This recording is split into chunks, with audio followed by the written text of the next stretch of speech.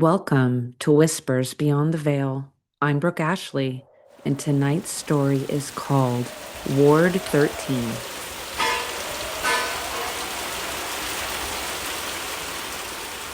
The old asylum sat just outside town, 4 stories of brick and black glass. Locals called it St. Agnes Hospital once, back when cruelty sounded polite. Now the rusted gate said, "Keep out," the first honest words this place ever spoke. Martin waited by the fence. "We really doing this?" "Quick sweep," I said. "If it feels wrong, we go." I slipped under the wire. The courtyard smelled like wet plaster and old antiseptic. The building still thought it was clean. Something inside dropped. Metal on tile. And then silence. We pushed open a half-hung side door. It sighed like it was relieved to see us.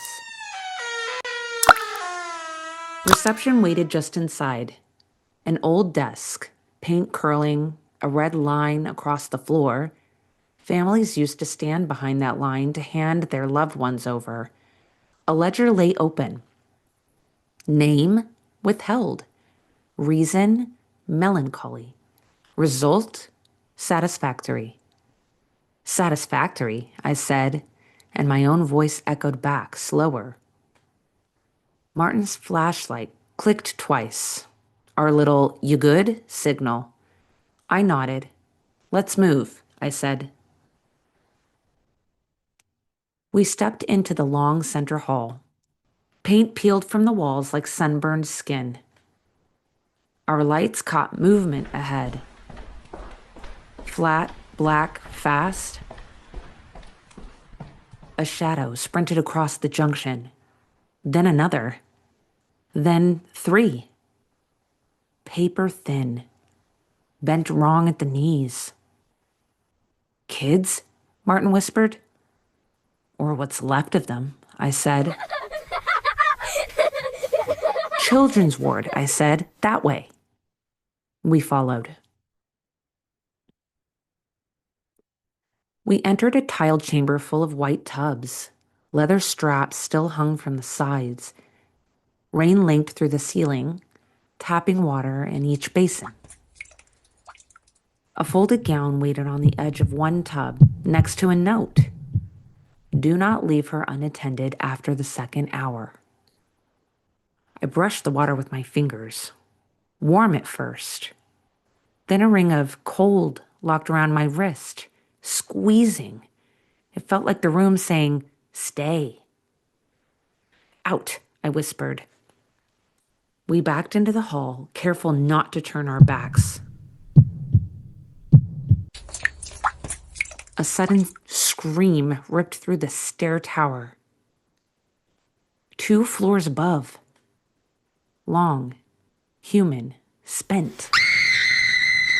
Yummiest sounds. It stopped mid-breath.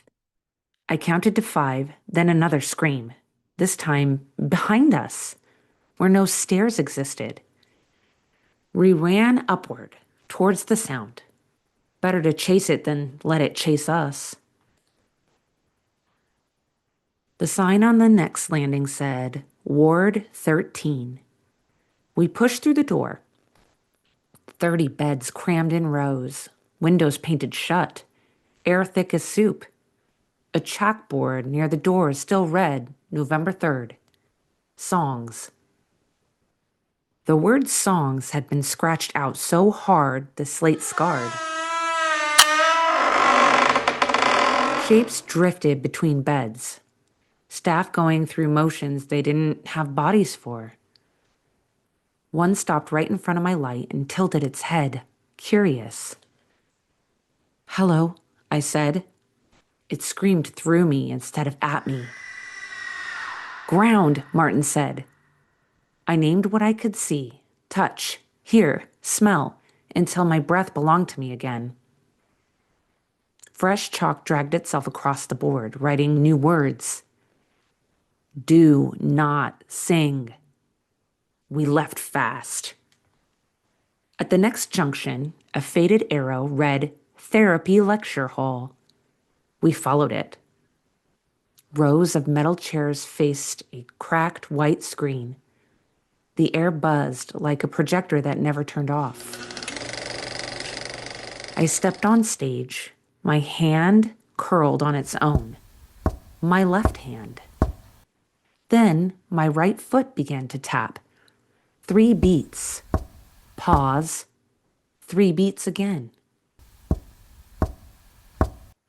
My voice dropped lower, a hiss in my own mouth.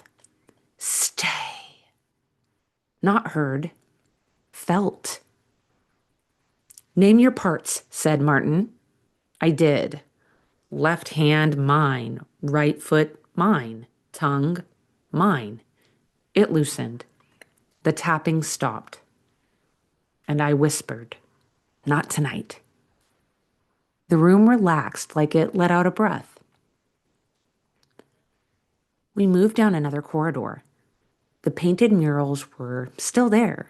Foxes, moons, smiling suns, washed pale.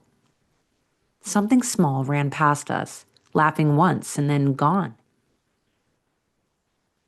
A wheelchair rocked by itself, one wheel clicking. In the playroom, wooden blocks stood in a tower taller than me, held up by nothing. A small shadow peeked around the door. I see you, sweetheart, I said. It nodded, barely more than a weight in the air, and sprinted away. An adult scream answered from somewhere deeper. Ward 13 wanted us back. We stepped into the old chapel. Dust, wax, cold stone. Stained glass showed saints with no color left. Pews carved with initials and one deep prayer. Let it be me.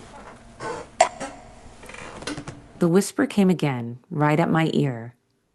Stay, it said softly but clear. No, you don't get me, I said. The hall behind us exploded with running.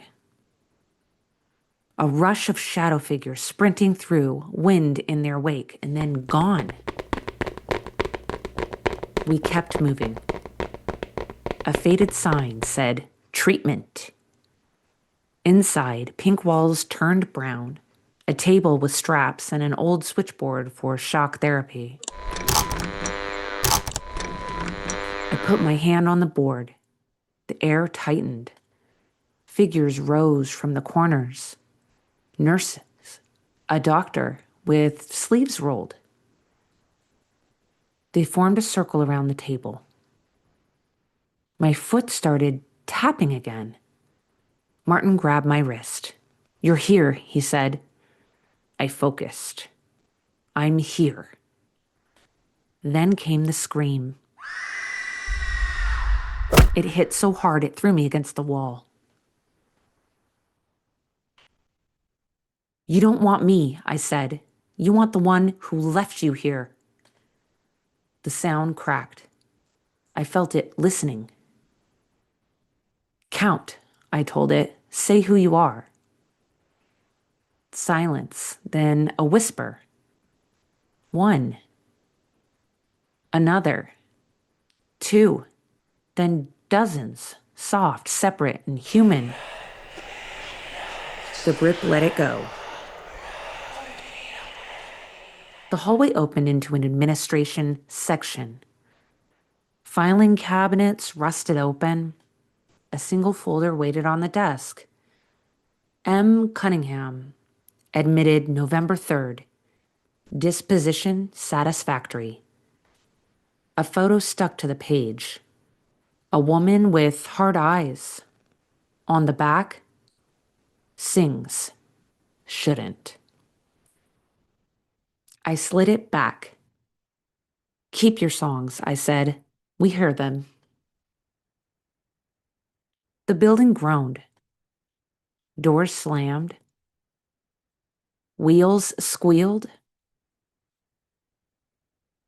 Shadows ran hard, pulling the night with them. We ran too, through the hall, past the reception, and towards the front. The door that had opened for us earlier was now locked tight. We leaned our shoulders in, and the air pressed back like lungs holding breath. On 3, we shoved. Let it go. Outside again, the yard tilted in the stormlight. Around the cracked fountain, the shapes gathered. The runners, the doctor, the nurses, all watching. Something cold slid down my spine, testing my name. I straightened. My name isn't a door, I said. It's a lock. Go count. They dissolved into rain. We crawled back under the fence. In the truck, we breathed until our lungs stopped shaking.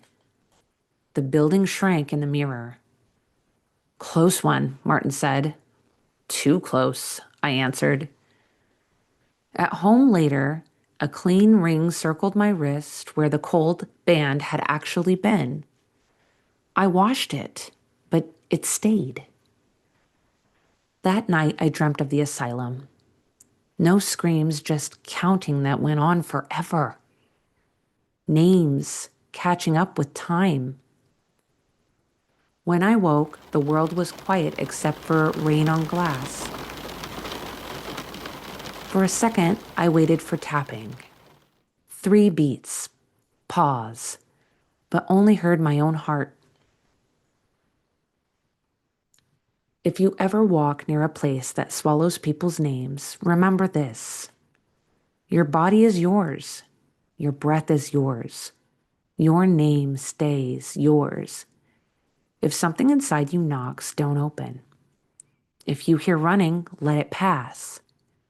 And if a voice wearing your voice asks you to stay, say no, like it's the last word that matters. Remember, the veil is thinner than you think.